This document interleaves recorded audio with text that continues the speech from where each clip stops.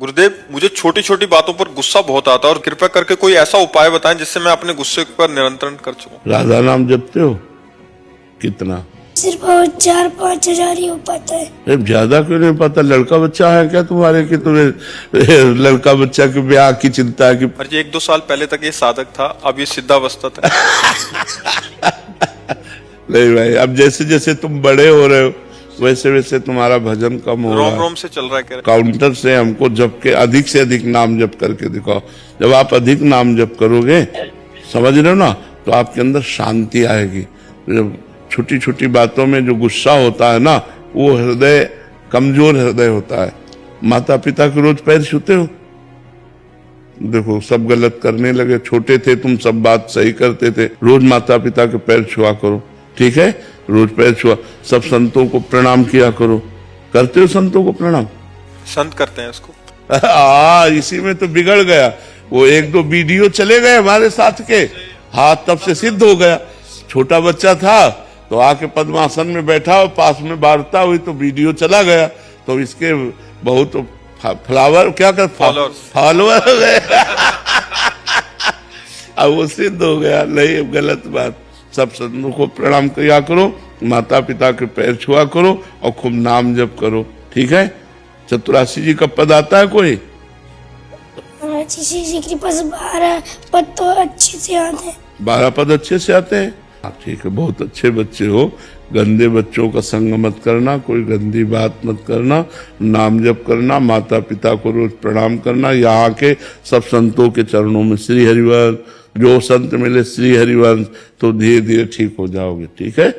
अब तो विलंब ना कीजे लड़ती जूर, अब तो विलंब ना कीजे लड़ती जूर, लीजे बेग बुलाए प्यारी, लीजे बेग बुलाए प्यारी, छिन छिन ये तन चीज लड़ती जो, छिन छिन ये तन चीज लड़ती जो, अब तो विलंब ना कीजे लड़ती जो, तुम ही मिले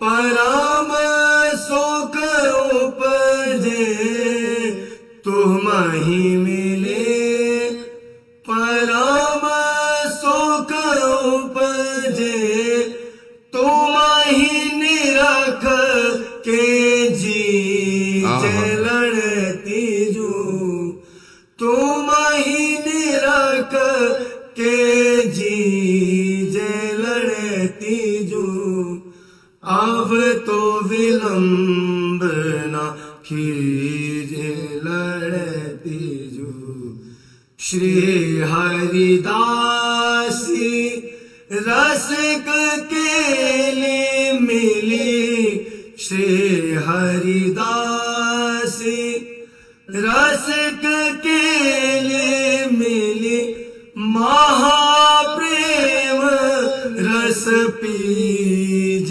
लड़ती जो, महाप्रेम रस पीज लड़ती जो, अब तो विलंब ना कीजे लड़ती जो, अब तो विलंब ना कीजे लड़ती जो। यार लोभ बढ़ गया।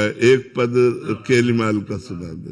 मदन मोहन का टीला देखा है? इस टीले पे चढ़ करके एकांत में दोपहर के समय खूब रोए कि भगवान मुझे वृंदावन वास दे दो। कहीं भी अगर एक कोने में मैं पड़ा रहूं, वृंदावन से कभी बाहर न जाऊं, तो मेरा जीवन सार्थक हो जाए। प्रभु, अब मैं रास के बिना नहीं जी सकता, अब मैं वृंदावन के बिना नहीं जी सकता। जब खूब रोए, घंटों रोए, और रो करके अब सोचा कि अब चलो काशी चलते हैं। पुनः जैसा हमारा जीवन था, तो जो ही उतरे, तो एक छोटी सी इतनी बड़ी लाली गौर वर्ण की, हमारा अचला पकड़ा, दोपहर का समय था और बस ऐसे घूमने लगी चारों तरफ और बोले थे जाएगो बाबा जाएगो। तो हमारी तो कुछ समझ में नहीं आ रहा था क्योंकि भाव में एकदम उतरे थे, अचला छीनाए से चल दिया। जब आगे चले तो हमारे दिमाग में आया ये लाली क्या कह रही थी जाएगो बाबा। हम ऊपर सोच के आए कि काशी जाना है, ये क्या ये लाली क्यों। तब लगा यार श्री जी तो नहीं थी।